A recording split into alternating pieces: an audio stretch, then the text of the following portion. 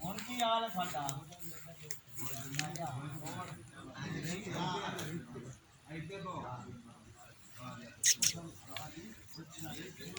selfie ਲੈਣੀ ਹੈ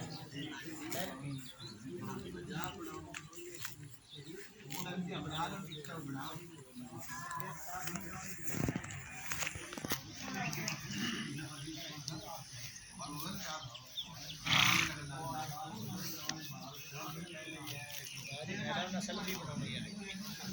बनाओ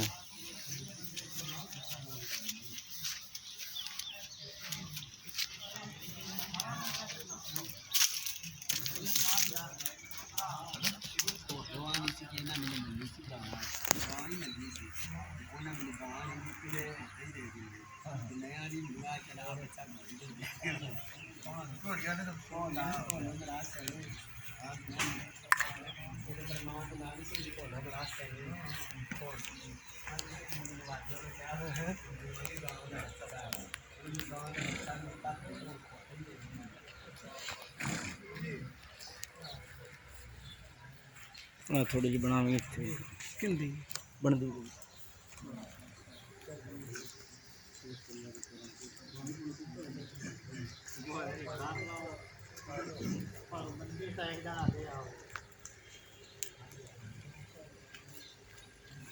पूरा पक्का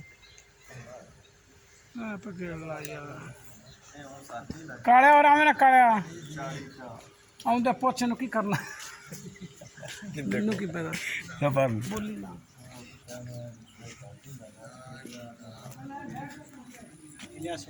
और जी की हाल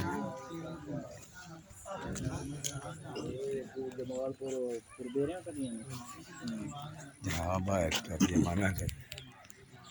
अच्छा